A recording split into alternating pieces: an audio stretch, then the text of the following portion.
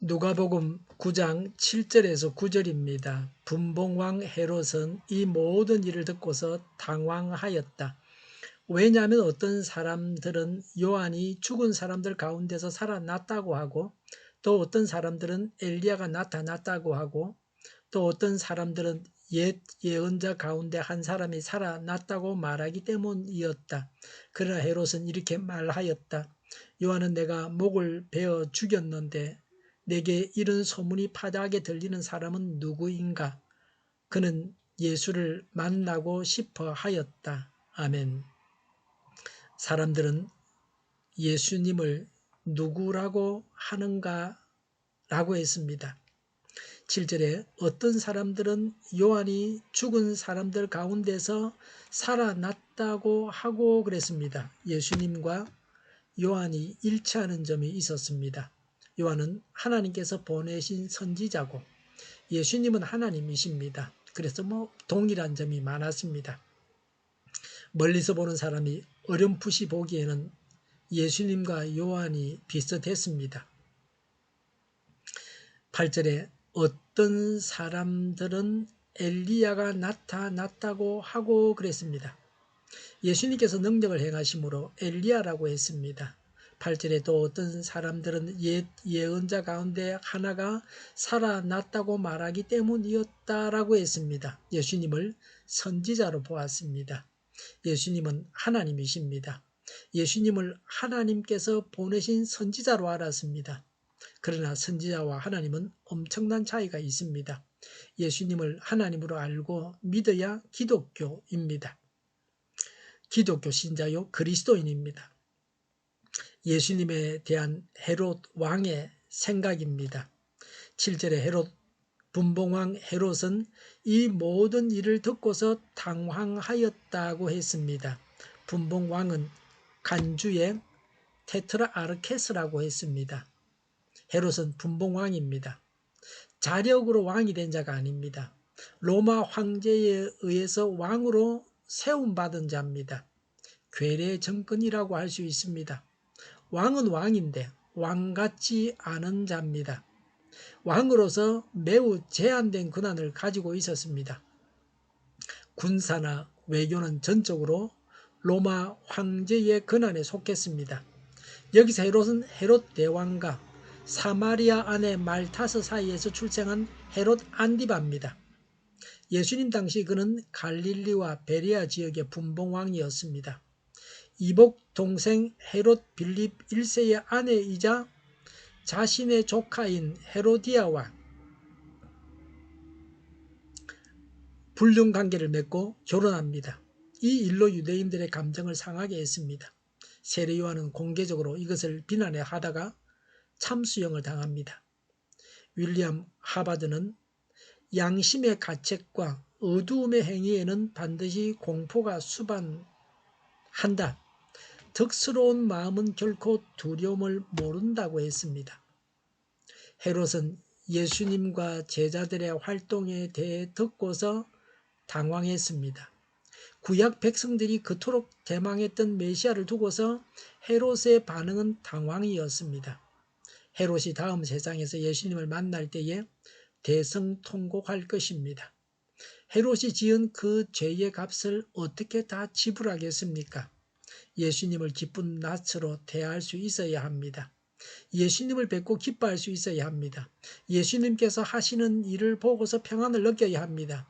여기서 당황했다는 말은 계속해서 당황해 했다는 뜻입니다. 그의 불안이 영원한 것이었습니다. 왜 헤롯이 당황해 했습니까? 9절에 그러나 헤롯은 이렇게 말하였다. 요한은 내가 목을 베어 죽였는데 내게 이런 소문이 파다하게 들리는 사람은 누구인가? 라고 했습니다. 예수님의 활동에 관한 소문을 듣고서 세례 요한이 다시 살아났다고 생각해서 당황했습니다. 헤롯 자신이 죽인 자가 다시 살아났다고 생각하는 자체가 끔찍했을 것입니다. 하나님께서 하시는 일을 듣고서 당황해하는 자가 되어서는 안 됩니다. 기뻐하고 즐거워해야 합니다. 헤롯이 당황해한 것은 선지자 요한을 죽인 죄가 그 근원입니다. 불의하게 의인을 죽였으므로 예수님을 보고서 요한을 생각해내고 당황해하는 것입니다. 자라보고 놀란 가슴, 소뚜껑 보고 놀란다는 말과 같습니다. 죄의 값은 죽어서만 받는 것이 아닙니다. 이 세상에서도 죄값은 받는 것입니다. 남에게 맞은 자는 편하게 잠을 잘 수 있지만 남을 때린 사람은 두 다리를 뻗고 편하게 잠을 자지 못한다는 말이 있습니다. 죄짐은 이 세상도 힘들게 살게 합니다. 죄짐을 지지 않도록 해야 합니다. 죄짐을 지지 않으려고 하면 첫 번째는 범죄하지 않아야 됩니다. 두 번째는 죄를 지었으면 용서받아야 합니다. 요한을 죽인 죄의 밑바탕에는 자기 동생의 아내를 빼앗은 불륜의 죄가 깔려 있습니다. 죄는 죄를 낳습니다. 죄에 대한 철저한 회개가 있어야 합니다. 9절에 그는 예수님을 만나고 싶어 하였다고 했습니다.